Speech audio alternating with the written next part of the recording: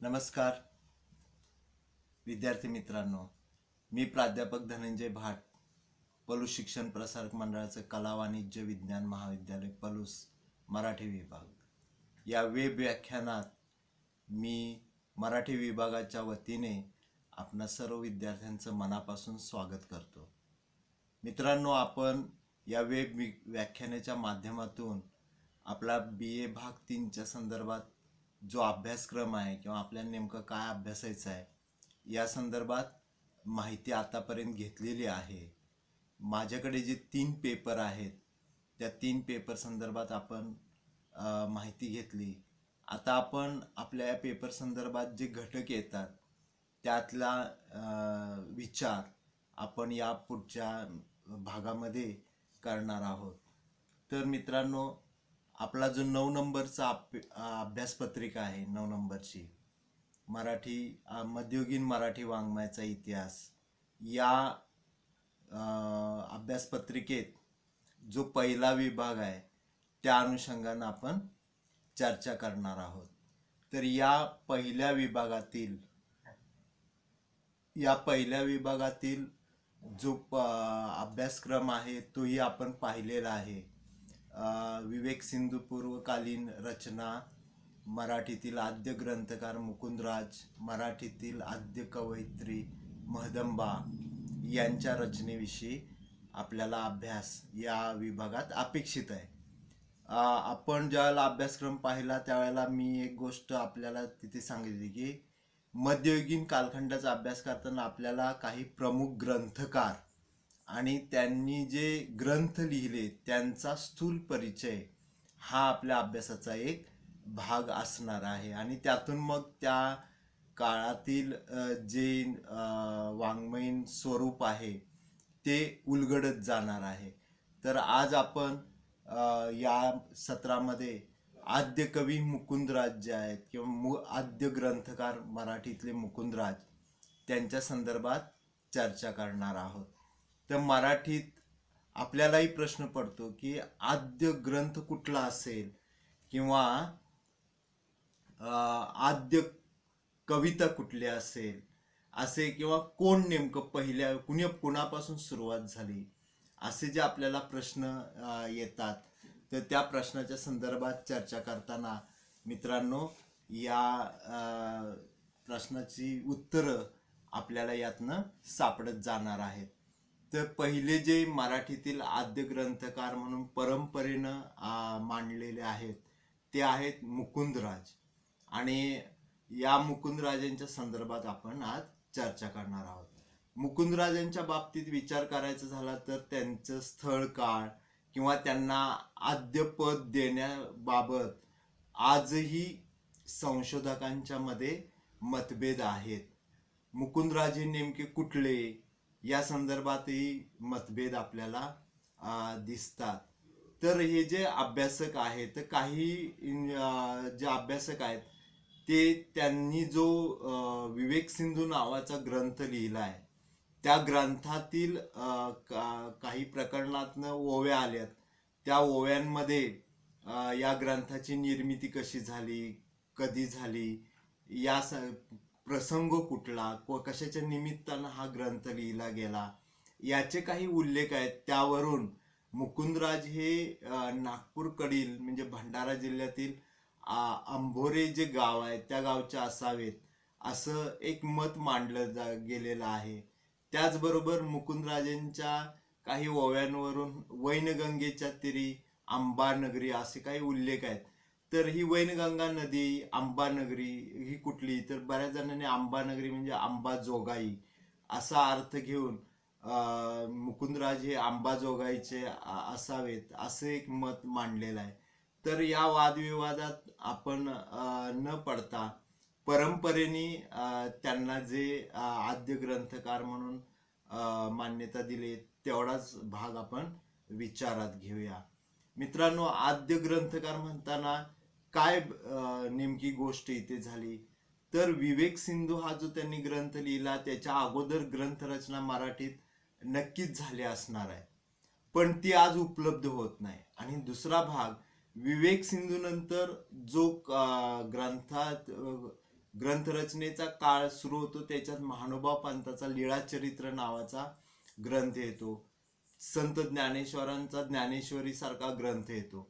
पण या ग्रंथांच्या निर्मितीपर्यंत म्हणजे विवेक सिंधू ते लीळाचरित्र किंवा ज्ञानेश्वरी या ग्रंथांच्या निर्मितीपर्यंतच्या कालखंडात इतर कुठलाही दुसरा ग्रंथ सापडत नाही. त्यामुळं मुकुंदराजांचं कडे हे आद्य ग्रंथकार म्हणून पद मान्य करावं लागतं आणि ते परंपरेने मान्य केलेलं आपल्याला दिसतं. मुकुंदराजांचं जे समाधी स्थळ आहे ते भोपाळजवळ खेडले या गावी आहे असं सांगितलं जातं. मुकुंदराजांनी आपल्या या विवेक सिंधूमधून आपली गुरु परंपरा वगैरे सांगताना ते नेमके कोणत्या भागातले आहेत याचे उल्लेख आपल्याला पटतात. म्हणजे ते नागपूरकडील आंभोरे गावचे आहेत इथपर्यंत माहिती आपल्याला मिळते, कारण विवेक सिंधूची निर्मिती जी झाली ती आंभोरे या गावात झालेली दिसते. तर अशा मुकुंदराजांनी मराठी साहित्याची मुहूर्तमेढ रोवली म्हणूनही त्यांचा एक मराठी साहित्यात जे स्थान आहे ते महत्त्वाचं आहे. मुकुंदराजांनी म्हणजे हे नाथ संप्रदाय आहेत. 11व्या शतकामध्ये जर बघितलं तर महाराष्ट्रामध्ये नाथ संप्रदायाचा प्रसार अधिक होता आणि त्यांनी जी गुरु परंपरा सांगितली त्यावरनं मुकुंदराज हे नाथ संप्रदाय असावेत हे आपल्याला लक्षात येतं. मुकुंदराजांनी तत्कालीन काळाचा विचार करून की तत्कालीन काळ किंवा त्याच्या पूर्वीच्या काळात जे ग्रंथ वगैरे लिहिले ते संस्कृत भाषेत होते. वेद, अध्यात्म वगैरे सारखे जे विषय आहेत ते संस्कृतात होते, जे बहुजनांना समजत नव्हते. अशा ही गोष्ट लक्षात घेऊन त्यांनी तत्कालीन जी प्राकृत मराठी होती त्या प्राकृत मराठीमध्ये आपली ग्रंथरचना केली. मराठी भाषेचा ते अभिमानी आहेत आणि मराठी भाषेचा अभिमान व्यक्त करताना ते म्हणतात, भाषा हो का मराठी परी उपनिषदाचीच राहटी. म्हणजे उपनिषदात जे सांगितलंय ते संस्कृतमधनं जे सांगितलं गेलं ते मराठीमध्ये आम्ही सांगू शकतो किंवा समजू शकतो असा अभिमान त्यांनी व्यक्त केला. अशा मुकुंदराजांच्या नावावर जी रचना आहे त्यात विवेक सिंधू, परमामृत, पवन विजय, याशिवाय मूलस्तंभ, पंचीकरण, गुह्य सप्तक ह्यामध्ये अभंग आहेत, अशी रचना त्यांच्या नावावरती आढळते. तर हा एक चरित्रात्मक भाग म्हणून आपण मित्रांनो मुकुंदराजाच्या संदर्भात लक्षात ठेवूया. आपल्याला महत्त्वाचं आहे की एक या कालखंडातले ग्रंथकारांनी त्यांनी केलेली साहित्य सेवा, मराठीच्या संदर्भात जी साहित्य सेवा केली ती. त्यामुळे मुकुंदराज यांचा विचार करताना आपण त्यांच्या जीवनचरित्रावरती जसं बोलतो तसंच त्यांच्या वाङ्मयीन कार्याविषयी किंवा त्यांनी जी साहित्य सेवा केली त्या किंवा त्यांचं जे योगदान आहे त्यावरती आपल्याला चर्चा करता येते आणि त्या दृष्टीने आपण ती चर्चा करूया. मुकुंदराजांच्या नावाचे प्रमुख ग्रंथ आहेत त्यात विवेक सिंधू आणि परमामृत आहे. पवन विजय हा ग्रंथ त्यांच्या नावावर परंपरेने सांगितला जातो, पण तो आणखी दुसऱ्या ग्रंथकाराचा असावा याविषयी मतं मांडली गेलेली आपल्याला दिसतात. तरी सुद्धा परंपरेनं हे ग्रंथ त्यांच्या नावावरती आपल्याला दिसतात. तर त्यातला पहिला जो ग्रंथ आहे तो विवेक सिंधू, त्याची माहिती आपण मित्रांनो घेऊया. विवेक सिंधू हा मराठीतला आद्य ग्रंथ म्हणून आज परंपरेने मान्य केलेला आहे. बरेचसे जण ज्ञानेश्वरी, लीळाचरित्र यासारख्या ग्रंथांना आद्यपद देण्यासंदर्भातही आपली मतं मांडताना दिसतात, पण हा ग्रंथ परंपरेनं आद्य ग्रंथ मानलेला आहे. या ग्रंथाचा जो रचना काळ आहे तो शके 1110 असा मानलेला आहे. एक लक्षात यायचं, शके आणि इसवी सन याचा विचार करताना शके मध्ये आपण 78 वर्ष जर मिळवली तर इसवी सन निघतं। इसवी सन आणि शके यातला फरक जो आहे तो 78 वर्षाचा आहे, त्यामुळे इसवी सन 1188 असा आपल्याला रचना काळ या ग्रंथाचा मानता येईल। शके 1110 चा उल्लेख मुकुंदराजांनी स्वतःच या ग्रंथामध्ये केलेला आपल्याला दिसतो आणि त्यावरून या ग्रंथाचे आपल्याला रचना काळ किंवा निर्मिती या संदर्भात आडाखे बांधता येतात। ग्रंथाचे पूर्वार्ध व उत्तरार्ध असे दोन भाग आपल्याला मित्रांनो दिसतात। एकूण जी ओवी संख्या आहे ती 1698 इतकी आहे। ग्रंथाचे जे पूर्वार्ध आहे त्यात 7 प्रकरण आहेत, उत्तरार्धामध्ये 11 प्रकरण आहेत। एकूण असा हा ग्रंथ 18 प्रकरणामध्ये विभागलेला आपल्याला दिसतो। मराठी भाषेच्या रचना दृष्ट्या जर विचार केला तर मुकुंदराजांनी हा ग्रंथ मराठी भाषेत लिहिलेला आहे आणि मराठी भाषेचा अभिमान त्यांनी या ठिकाणी व्यक्त केलेला दिसतो। बघा ते काय म्हणतात की वेदशास्त्रांचा मतितार्थू मराठीया जोडे फलितार्थू तरी चतुरी परमार्थू का निघावा। याचा अर्थ असा की जे वेदशास्त्रात सांगितलेलं आहे ते संस्कृत भाषेत आहे, ते आम्हाला जर मराठीत समजत असेल, मराठीमधून ते कळत असेल तर आम्ही त्याचा स्वीकार का करू नये असं तो एक प्रकारे ते मराठीची ताकद, मराठीचं सामर्थ्य जे आहे तेच वर्णन करताना इथे दिसतात। हा ग्रंथ जो आहे तो मुळात तत्वज्ञान प्रधान आहे आणि त्या जोडीला त्याच्यात अध्यात्म आलेला आहे। वेदांत आणि अध्यात्म यांचा सुरेख संगम या ग्रंथामध्ये आपल्याला दिसतो।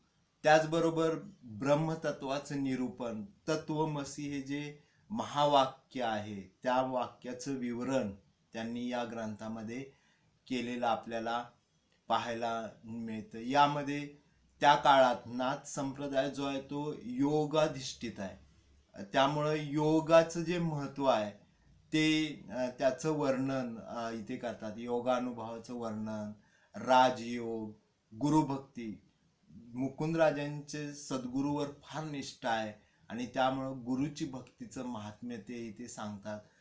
जे चर्चा होती ती गुरु शिष्य संवादानं होते, म्हणजे शिष्यांनी प्रश्न विचारायचे, गुरुंनी त्याची उत्तरं द्यायची, अशा स्वरूपात त्या काळातलं जे नातं होतं गुरु शिष्याचं त्याच्याच संदर्भाने त्यांनी ही ग्रंथरचना केलेली आहे। अद्वैती तत्वज्ञानाची मांडणी, तत्कालीन काळात द्वैत आणि अद्वैत, द्वैत आणि अद्वैत असा एक विचार जे पंथ आहेत त्यांच्यामध्ये असे भाग पडले होते, तर ते अद्वैती तत्वज्ञानाची मांडणी या ग्रंथामध्ये करताना दिसतात। विशेषतः आजही या ग्रंथाचं चिंतन मनन होतं। त्या काळातही हा ग्रंथ अधिक प्रमाणात वाचन केलं जात होतं, मनन चिंतन केले जात होतं आणि मुकुंदराजांनी सगळ्याचा अभ्यास केलेला होता। म्हणजे शंकराचार्य, रामानुजाचार्य यांची जी भाष्य आहेत त्यांचाही अभ्यास त्यांनी केलेला होता। त्यामुळं जे आध्यात्मिक वातावरण आहे ते निर्माण करताना त्याला तत्वज्ञानाची जोड त्यांनी या ग्रंथातून दिलेली आहे। सुकाळू हो देयावा ब्रह्मविद्येचा, असं ब्रह्मविद्येचा सुकाळ करण्याची भाषा ते या ग्रंथात करतात। यावरून आपल्याला हा ग्रंथ जरी थोडा तत्वज्ञानाचा भाग असल्यामुळं शास्त्रीय होत असला तरी महत्त्वाचा असा आहे। हा ग्रंथ तत्वज्ञानात्मक आणि आध्यात्मिक स्वरूपाचा आणि शिवाय थोडंसं काव्य सौंदर्याचा अभाव, म्हणजे काव्य म्हणून जे रचनेचा भाग असतो तो थोडासा कमी या ग्रंथात आहे। असं असलं तरी काही ठिकाणी उपमा दृष्टांतांचा वापर मुकुंदराजांनी या ग्रंथामध्ये केलेला आहे. त्यानंतर मित्रांनो दुसरा जो ग्रंथ आहे तो त्यांचा परमामृत. हा ग्रंथही शके 1110च्या सुमारासच याची रचना झालेली आहे. या ग्रंथामध्ये एकूण 14 प्रकरणं आहेत आणि याची ओवी संख्या जी आहे ती 323 इतकी आहे. या ग्रंथात विवेक सिंधूतीलच विषय जो आहे किंवा विचार तोच संक्षेपानं मांडण्याचा प्रयत्न केलेला आहे. मुख्य विषय जो ग्रंथाचा आहे त्याची जी मांडणी त्यांनी केली तो ज्ञानयोग आहे. त्याचबरोबर परमार्थ निरूपण हा या लेखनामागचा उद्देश आहे. महावाक्य जे आहे तत्वमसी त्याचं विवरण करणं, विवेचन करणं हा मुख्य हेतू या ग्रंथाचा दिसतो. गुरु महात्म्य, महावाक्य निरूपण म्हणजे तत्वमसीचं निरूपण, स्थूल देह, सूक्ष्म देह, साक्षात्कार इत्यादी जे विषय आहेत त्याचं विवेचन ते करताना दिसतात. याही ग्रंथात उपमा, दृष्टांत, रूपक म्हणजे या ग्रंथाचा विशेष वाङ्मयीन विषय सांगताना अशा अलंकारांची रेलचेल आहे. ओवीबद्ध रचना केलेली आहे. तर आत्मज्ञान आणि ब्रह्मप्राप्तीचं जी महती आहे ती सांगणारा असा हा ग्रंथ परमामृत हा मुकुंदराजांचा आणखी एक महत्त्वाचा ग्रंथ आपल्याला लक्षात घ्यावा लागतो. त्यानंतर त्यांचा जो तिसरा ग्रंथ आहे तो पवन विजय. हा ग्रंथ मुकुंदराजांच्या नावावर परंपरेने नोंदलेला आहे. शिव पार्वती संवाद रूपानं इथेही विवेक सिंधूतीलच विचार त्यांनी मांडलेले दिसतात. या ग्रंथाची ओवी संख्या साधारणपणे 450 इतकी आहे. कृपा कुलकर्णी हे जे अभ्यासक आहेत त्यांच्या मते हा ग्रंथ मुकुंदराजांचा नसून तो हरिहर दासाचा आहे असं त्यांनी मत मांडलेलं आहे. याशिवाय मग त्यांच्या नावावर गृह्य सप्तक यासारखा ग्रंथ आहे. यात अभंग आहेत. तर मूलस्तंभ, पंचीकरण असे ग्रंथ या मुकुंदराजांच्या नावावर आहेत. तर मराठीतील जी साहित्याची सुरुवात आहे ती कशी, कोणी केली, कोणता ग्रंथ हा पहिला मांडण्यात आलाय या संदर्भात जी चर्चा आहे मध्ययुगीन काळातली ती आपण आतापर्यंत या व्याख्यानात आपण बघितली. आपण माझं म्हणणं ऐकून घेतलं मित्रांनो, त्याबद्दल मी आपले धन्यवाद मानतो.